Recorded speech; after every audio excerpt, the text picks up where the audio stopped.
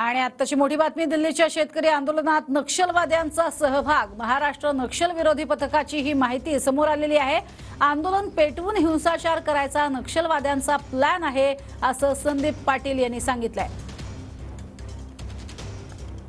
येणाऱ्या लोकसभा इलेक्शनच्या अनुषंगाने शासनाला कसं डिस्क्रेडिट करता येईल, कसं बदनाम करता येईल, या अनुषंगाने आपण अशी मोठी आंदोलनं सुरू करायची आहेत की ज्यामध्ये शासन अडचणीत येईल, काही ठिकाणी व्हायलन्स होईल आणि लोक कशी शासनाच्या विरोधात जातील. त्यांचं हे आहे की ते लोकशाहीमध्ये बिलीव्ह करत नाहीत, संविधानामध्ये विश्वास ठेवत नाहीत. लोकशाहीतल्या पक्षाला किंवा त्यांची क्रेडिबिलिटी कमी करण्यासाठी हे काही ना काहीतरी आंदोलन करून काही ठिकाणी व्हायलन्स घडवून आत्ता त्यांचं हे पण आहे की बाबा ते गेल्या वेळेस जे यश आलं होतं फार्मर्स एज्युटेशनमध्ये, त्याच्यापासून पुन्हा ते त्यांचं भूमिगत नेटवर्क पुन्हा या आंदोलनावर काम करत होतं आणि त्यात ते नेतृत्व करणार असं त्यांच्याच ह्यातून आलेलं आहे. दर्शनपाल सिंग नावाचे जे मुख्य संयुक्त किसान मोर्चाचे नेते होते, तर त्यांना आत्ताच CPI मावळचे 1-1.5 महिन्यापूर्वी मोठं पत्रक काढून त्यांना निष्कासित केलं.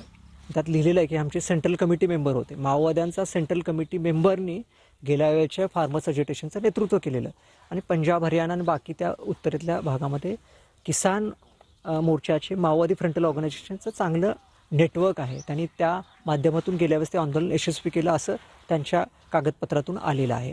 म्हणजे माओवाद्यांचं मॉडस ऑपरंडीच हा आहे की हिंसा करायची कुठल्या आंदोलनामध्ये, मग सरकार त्यांच्यावर स्ट्रॉंग ॲक्शन घेतं आणि स्ट्रॉंग ॲक्शन घेतल्यानंतर जे लोक असतात ते नाराज होतात, ते सरकारपासून दूर जातात आणि ह्या लोकांना आपण कसं आपल्या CPI माऊसच्या विचारसरणीमध्ये घेऊ शकतो असं त्यांचं प्लॅनिंग असतो. त्यामुळे जिथेही थोडंसं फेवरेबल वातावरण मिळालं, आपल्याला इव्हन बारसू रिफायनरीमध्ये पण ते घडू शकतात, आरेमध्ये पण होते, तर असे कुठलेही आंदोलन जरा